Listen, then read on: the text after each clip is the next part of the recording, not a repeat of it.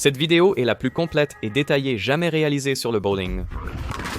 Comment les boules de bowling sont fabriquées, la meilleure façon de les lancer, maximiser les strikes, comment les pistes sont huilées, ce qu'il faut pour être un pro, et comment ce sport a constamment été réinventé pendant littéralement des milliers d'années jusqu'à nos jours. C'est la science du bowling, le sport le plus populaire aux États-Unis. Je suis super impressionné par la façon dont cela s'est passé. Je suis encore plus impressionné que vous. Qu'y a-t-il à l'intérieur d'une boule de bowling? Eh bien, j'ai envoyé cette boule à Creative Electron pour obtenir une radiographie en 3D et voici le résultat.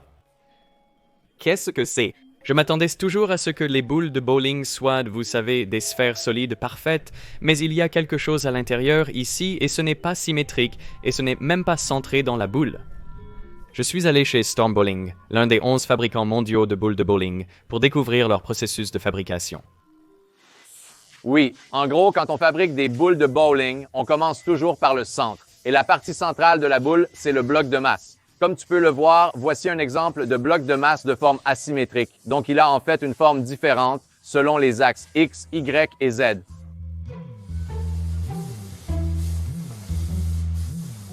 Les blocs de poids sont intégrés dans un noyau de perles de verre légères. Oh, c'est tellement doux comme de la soie. J'ai l'impression de n'avoir jamais rien ressenti d'aussi doux.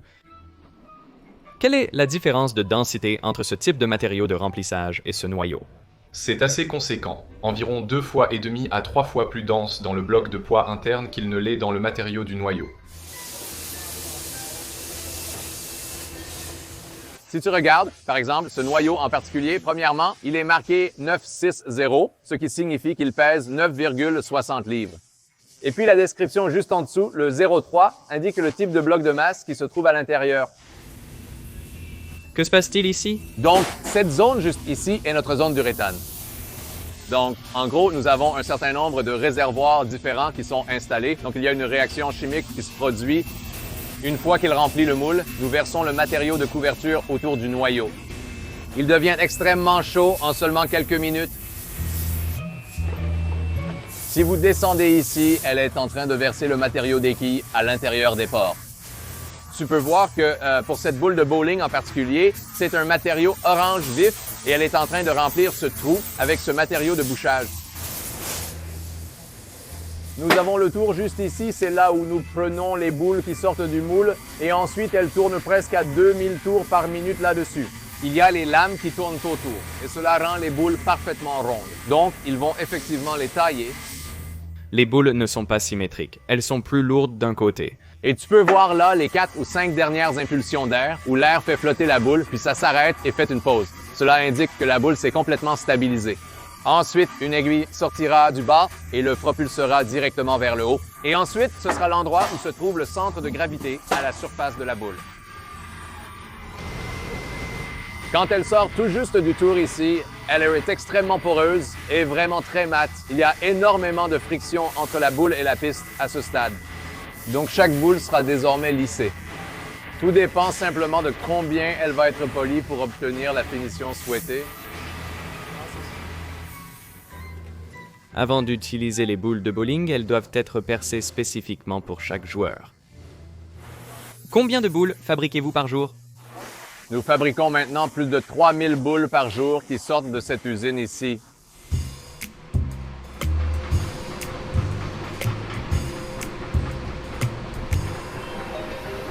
Incroyable. J'ai trouvé l'équivalent clickbait d'une boule de bowling.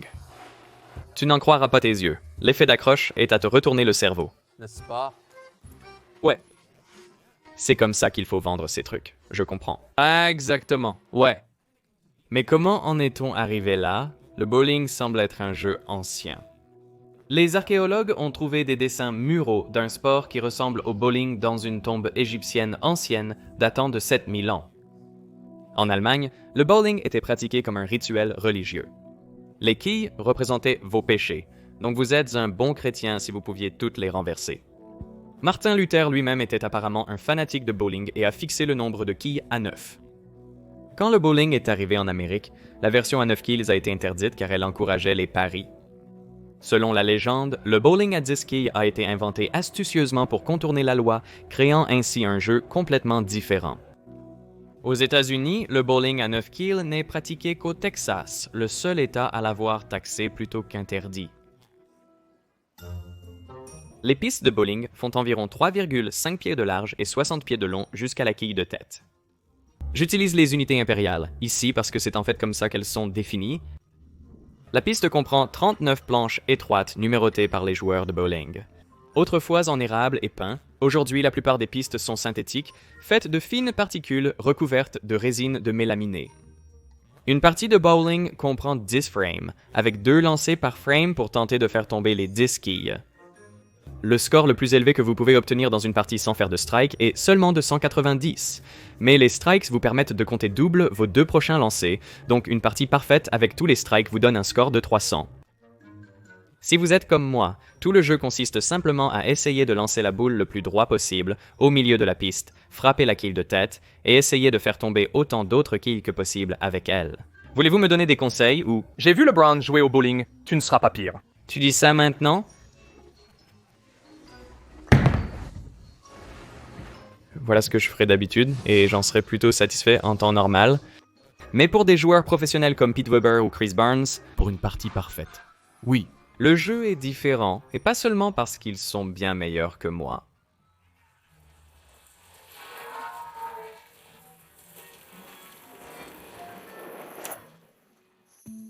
Frapper la quille de tête bien en face n'est pas la stratégie idéale. Si tu frappes la quille de tête de plein fouet en ligne droite, tu as peu de chances de faire tomber toutes les quilles. Tu pourrais te retrouver avec un split, où la boule passe au milieu, ou bien la boule peut être déviée sur le côté après avoir frappé la quille de tête. Les chances de faire un strike sont bien plus élevées si le centre de la boule frappe les quilles juste sur un côté de la quille de tête, vers la planche 17,5. Dans ce cas, la boule élimine les quilles 1, 3, 5 et 9 qui éliminent les autres. Donc nous voulons que la boule frappe la quille 1, la 3, la quille derrière, qui est la quille 5, puis la 9 ou la 8 et la 9. Vous voulez que la boule frappe toutes ces quilles. Maintenant, les quilles ne tombent pas toujours de cette façon, mais la forme de la quille aide. Certaines roulent en cercle comme des œufs, ce qui aide à renverser les autres. Cette quille? Ouais. Allez, ne rate pas. Tu la voulais, tu l'as eue. Mais pour avoir plus de 90% de chances de faire un strike, le centre de la boule doit frapper avec une marge d'erreur inférieure à une demi-planche. Inutile de dire que lancer une boule à 60 pieds droit sur une cible plus petite qu'une pièce de 10 centimes est une tâche difficile, surtout pour le faire de manière constante. Heureusement, il y a une meilleure façon. Maintenant, si on regarde les quilles, et si tu les regardes d'ici, de face, l'espace entre la quille de tête, celle qui est au centre, et la quille numéro 3, juste à sa droite, est assez étroit. Mais comme la boule a plus d'effet, nous nous déplaçons maintenant vers l'autre côté et cet espace est désormais considérablement plus large. Si vous pouvez frapper les quilles non pas de face, mais à un angle de 6 degrés, vous augmentez considérablement vos chances de toutes les renverser. Maintenant, la marge d'erreur est plus grande. La boule peut venir de n'importe où, de la planche 17 à 18,5. Ça fait une planche et demie de marge, et ça te donne quand même plus de 90% de chances de faire un strike. 6 degrés peuvent sembler peu, mais c'est en fait très difficile à atteindre. Le problème, c'est que si tu voulais lancer la boule en ligne droite vers les quilles, avec un angle de 6 degrés, il te faudrait lancer depuis les 3/4 de la piste d'à côté. Et c'est impossible, avec les 2 rigoles entre les deux et tout le reste. La solution est de courber la boule sur une seule piste. J'ai l'impression de n'avoir jamais réussi à faire tourner une boule. C'est difficile! Donc si tu as la boule sous la main et que tu essayes de lui donner de l'effet, c'est en gros le mouvement que les joueurs utilisent aujourd'hui. C'est vraiment devenu un élément majeur du sport, un peu par accident. Le bois s'abîme à force de recevoir les chocs de toutes les boules qui y vont. Alors, ils ont essentiellement créé des agents glissants, des lubrifiants, un peu comme l'huile dans une voiture, pour que les pistes ne s'abîment pas trop vite. L'idée originale était de protéger le bois. L'idée initiale était simplement de protéger la surface de la piste. Ce n'était pas dans le but de créer quoi que ce soit lié à la performance ou à la compétition au niveau du score. Mais appliquer de l'huile pour protéger le bois signifiait que les boules n'accrochaient plus la piste et glissaient jusqu'aux quilles sans rouler correctement. Au lieu de cela, elles pouvaient déraper en tournant non pas dans leur direction de déplacement. J'ai visité de nombreuses salles de bowling avant cette vidéo et j'ai remarqué que c'était souvent un peu gras. Je pensais que c'était juste la nature de ces endroits, comme les chaussures de location qui sentent mauvais. Je ne savais pas qu'ils mettaient intentionnellement de l'huile sur les pistes. Vox a une excellente vidéo spécifiquement sur les motifs d'huile. Aujourd'hui, il existe des machines spécialisées pour huiler les pistes. Et puis, comme les propriétaires se sont dit, eh bien, oui, ça fait glisser la boule. Eh bien, si je mets plus d'huile au centre qu'à l'extérieur, mes joueurs jouent d'un peu mieux et ils sont plus contents. Et puis, comme la technologie avance, comme toujours, on a maintenant des machines pour pistes à 30 000 $ qui peuvent appliquer une quantité précise d'huile sur chaque planche. Elles fonctionnent un peu comme des imprimantes matricielles. Elles peuvent déposer l'huile avec des épaisseurs variables sur toute la piste et étendre le motif d'huile sur différentes distances. Il existe des centaines de motifs différents utilisables. Généralement, l'huile recouvre environ les 2/3 de la piste, s'étendant jusqu'à 40 ou 45 pieds. Mais il y a toujours une zone sèche de bois avant les quilles qui augmente le frottement avec la boule, la faisant commencer à rouler sans glisser. Et cela mène aux 3 éléments clés du lancer de tout joueur professionnel de bowling. Le glissement, l'accroche et le roulement. Lorsqu'un joueur de bowling lance la boule, elle peut aller à 20 miles à l'heure et tourner à 500 tours par minute. C'est près de 10 révolutions complètes par seconde. Les droitiers lancent généralement la boule à droite sur la piste avec un effet vers la gauche. Pendant la phase de glissement, la boule glisse sur la piste en tournant sur elle-même, mais sans rouler vraiment. Lorsqu'elle arrive à la fin de l'huile, la friction augmente et la boule accélère vers la gauche. Elle accroche à cause de sa rotation. Quand la rotation s'aligne avec la direction du mouvement, on passe à la 3e étape, le roulement. La boule roule sans glisser alors qu'elle fonce sur les quilles, idéalement aussi près que possible de cet angle de 6 degrés. Comme si la boule commençait du côté gauche de la piste, allant tout droit presque jusqu'à l'extrême droite, puis elle accroche à la toute dernière seconde avant de rouler vers les quilles. C'est donc presque comme un tir parfait, non? Comme droit dans la poche, là? Oui, c'est là que tu dois frapper les quilles.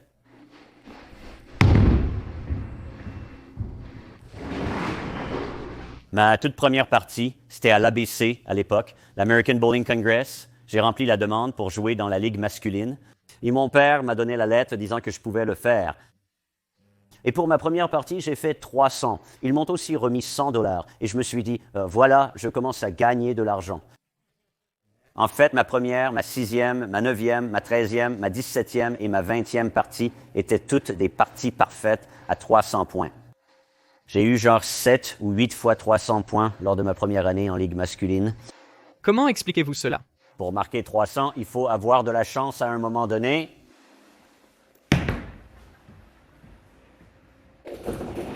Comme ça, comme ça. Elle est arrivée pour frapper les quilles 1, 3, 5 et 9. Et c'est ce que nous appelons le tir parfait.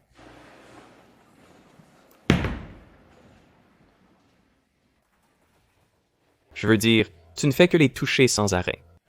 C'est presque le tir identique. Très proche, ouais. Ces couleurs jaune et violette se superposent presque parfaitement, avec juste une légère déviation.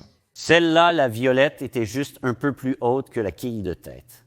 Ouais. Elle a quand même touché les numéros 1, 3, 5 et 9. Ça ne peut pas être beaucoup mieux. Ce type de lancer n'est possible qu'à cause de l'huile.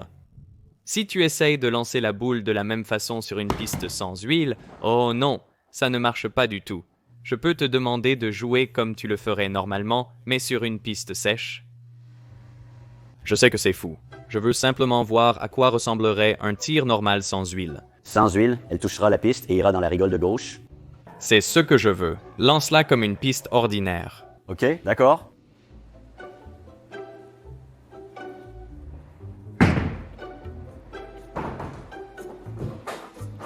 Il n'y a pas d'huile sur la piste, donc la boule ne peut pas bien glisser.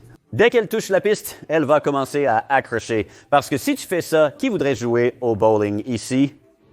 Donc, ils veulent de l'huile? Oui, nous avons besoin d'huile. Sans huile, la situation serait comme ça et personne ne prendrait du plaisir. Ce n'est pas amusant. Le bowling est nul.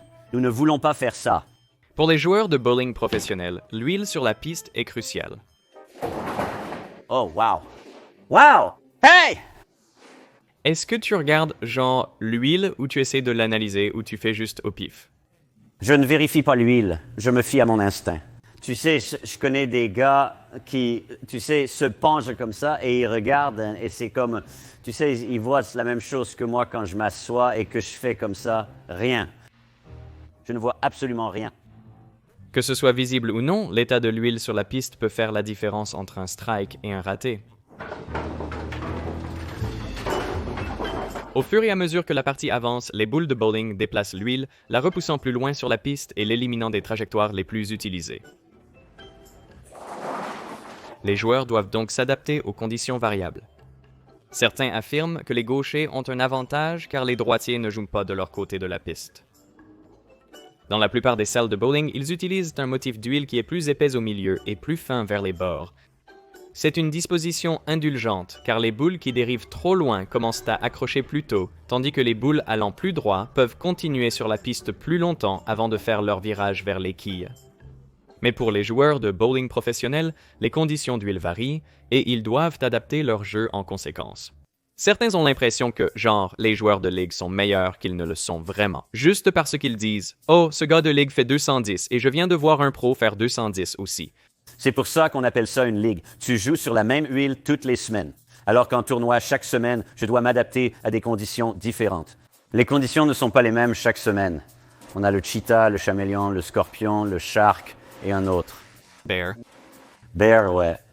Mais ce n'est pas seulement l'huile sur les pistes qui a transformé le bowling. Ce sont aussi les boules elles-mêmes. J'ai commencé avec des boules de bowling en caoutchouc dur dans les années 70. Ensuite, le Yellow Dot de Columbia, une boule en plastique, est sortie. Puis, des boules de bowling en uréthane ont été introduites. J'ai remporté beaucoup de titres avec les boules en uréthane et puis ils ont sorti les boules de bowling en résine réactive.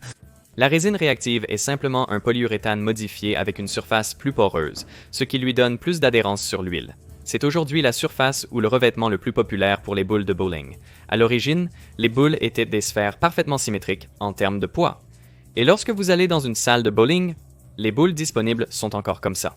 Mais lorsque vous percez des trous dans la boule, vous retirez du poids d'un côté. Pour rééquilibrer ça, les fabricants de boules ont ajouté un petit poids en forme de pancake du même côté que les trous. Par la suite, les fabricants de boules ont eu l'idée d'ajouter différents poids à l'intérieur pour améliorer leur performance. Vous pouvez avoir deux boules qui semblent identiques de l'extérieur, qui pèsent exactement le même poids, et pourtant elles roulent différemment. Si la masse est plus concentrée autour de l'axe de rotation, disons que vous avez un cylindre dense à l'intérieur de la boule, eh bien alors elle a un moment d'inertie plus faible. Donc pour une même énergie d'entrée, elle tournera plus rapidement. Dans le bowling, on préfère parler d'un concept analogue, le rayon de giration ou RG.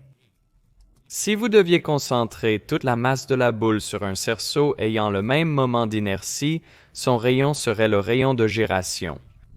Un rayon de giration plus petit signifie un moment d'inertie plus faible, permettant aux joueurs d'obtenir une rotation plus importante sur la boule. Certaines personnes, avec un effet de levier plus faible, vous savez, ça tourne plus vite, comme... Ouais, c'est un peu dingue. Et puis, quelqu'un a finalement fait une étude et il s'avère que, ouais, c'est genre 8%, tu sais, pour chaque 0,05. Donc, selon votre référence, cela peut être assez significatif. La capacité à faire tourner les boules plus rapidement donne à un lanceur la possibilité de faire dévier la boule plus brusquement plus loin sur la piste, lui donnant une meilleure chance d'atteindre cet angle d'entrée de 6 degrés. J'ai été étonné d'apprendre que les poids dans ces boules ne sont même pas centrés. Il y a un côté plus lourd et un côté plus léger intentionnellement, et vous pouvez identifier et marquer ce côté en laissant la boule tourner librement sur un coussin d'air jusqu'à ce qu'elle s'arrête, le côté le plus lourd en bas. Ils m'ont fait une excellente démonstration de l'impact de la position du centre de gravité sur le mouvement de la boule. Lorsque le centre de masse se trouve du côté gauche de la boule, il tire dans la même direction que la rotation, ce qui aide la boule à accrocher vers la gauche et à aller vers les quilles. Même boule, même chiffre, juste un équilibre et une statique différents, en somme. Mais voici une boule de bowling inversée où le centre de masse est à droite. Maintenant, la boule commence à accrocher vers la gauche, mais à la fin, il se passe quelque chose d'étrange. Non! Le centre de masse le tire vers la droite, Cet effet n'est vraiment perceptible que lorsque la boule est lancée lentement.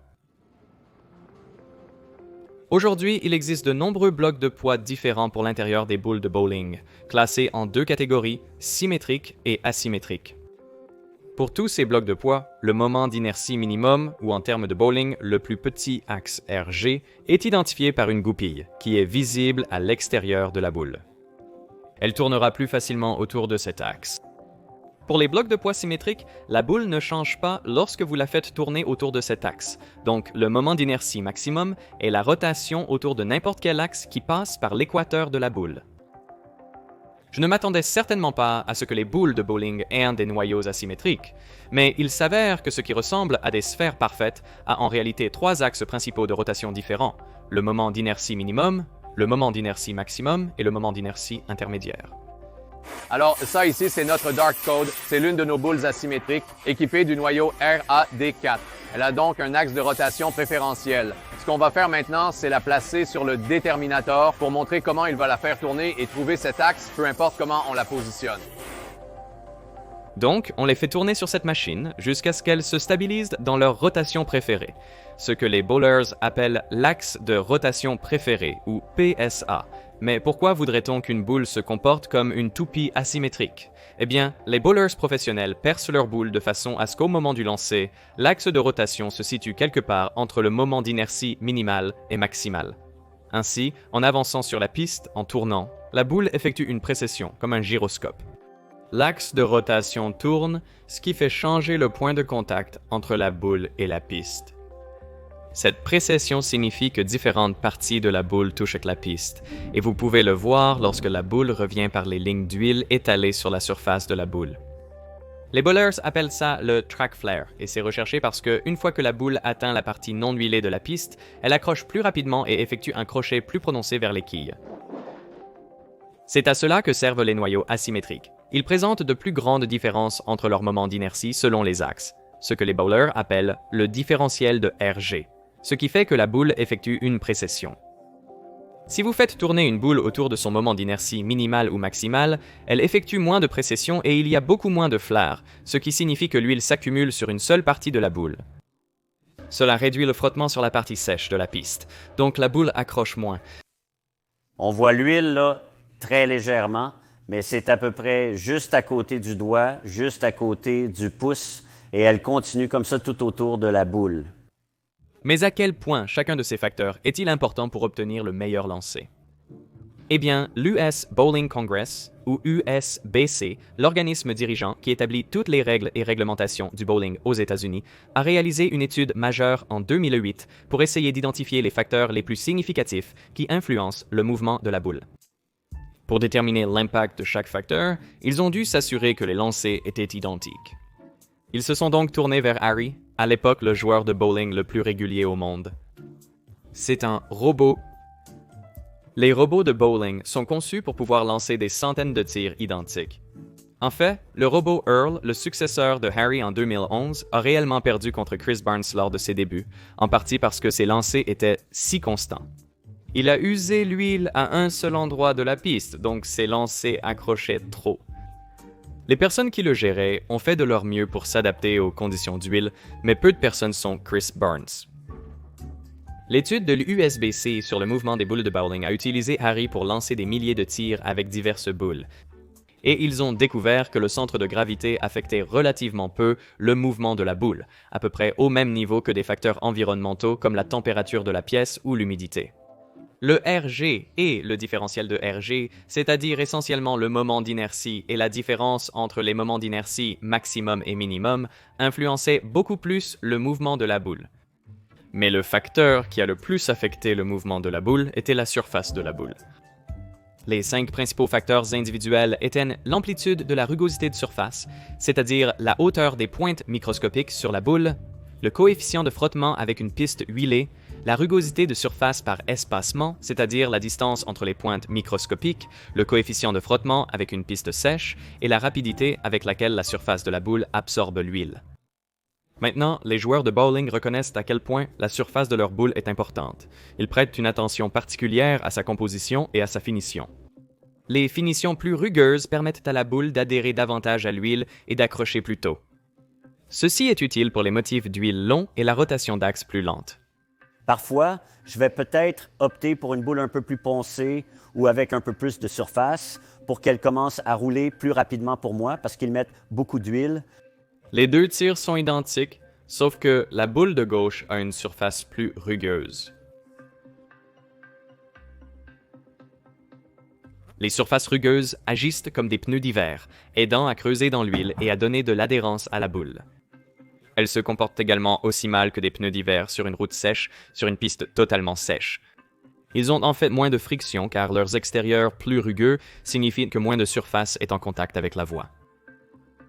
On peut obtenir plusieurs niveaux de lissage jusqu'à un éclat presque miroir. Ceci est mieux adapté au schéma d'huile court pour éviter que la boule n'accroche trop tôt. En somme, les joueurs de bowling professionnels apportent plusieurs boules différentes à chaque compétition. Je n'hésite pas à changer de boule en plein match. Si je commence une partie et que je fais genre un spar, encore un spar, OK, il est temps de changer de boule. Ouais. Donc maintenant, je dois trouver la bonne boule pour qu'elle aille de nouveau jusqu'au bout de la piste et qu'elle atteigne la poche, ce que, en général, j'arrive plutôt bien à faire. Ils choisissent donc leur boule, un peu comme un golfeur choisit son club pour s'adapter aux conditions. Mais toute cette technologie rend-elle vraiment les gens meilleurs au bowling? Au cours des 2 dernières décennies, les scores moyens ont grimpé de plus de 5 points. De plus, le nombre de parties parfaites de 300 points joués par an pour 1000 joueurs de bowling a considérablement augmenté depuis les années 80. Ce graphique présente l'évolution annuelle en pourcentage. En 1976, les Soaker Bowls, des boules chimiquement ramollies pour absorber l'huile et accrocher davantage, ont été interdites et il y a eu une baisse du nombre de parties parfaites. Mais la même année, une nouvelle boule en caoutchouc a été introduite, la Brunswick LT48, et davantage de parties à 300 ont été réalisées dans les années qui ont suivi. En 1991, les boules en résine réactive ont été introduites, ce qui a entraîné une nouvelle hausse significative. Il y a eu d'autres améliorations dans l'équipement et une variabilité naturelle, mais certains des grands changements sont liés à l'introduction de nouvelles technologies de boules. Donc, oui, les technologies folles autour des boules de bowling, en particulier tout ce qui concerne la surface, influencent fortement le mouvement de la boule et votre jeu de bowling. Mais le mouvement de la boule est probablement légèrement affecté par des centaines d'autres facteurs, même la couleur peut avoir un petit impact. Une étude de l'USBC en 2016 a révélé que différents pigments absorbent l'huile à des vitesses différentes. Le bowling est le sport de la réinvention. Il remonte à l'Égypte ancienne, mais s'est transformé de nombreuses fois. Alors, quand tu te lèves pour lancer un seul tir, tu dois penser au schéma d'huile sur la piste, à l'état d'avancement de la partie et à la manière dont le schéma a évolué, au noyau de ta boule, s'il est symétrique ou asymétrique, à l'axe autour duquel tu veux la faire tourner pour influencer la précession, à l'emplacement du centre de masse pour tirer la boule vers la gauche ou la droite, à la composition de l'enveloppe extérieure et à sa texture, rugueuse ou lisse, tout cela pour réaliser un tir qui glisse, accroche, puis roule jusqu'aux quilles entre les planches 17 et 18,5 avec un angle aussi proche que possible de 6 degrés. Maintenant, fais ça 12 fois de suite et tu as une partie parfaite.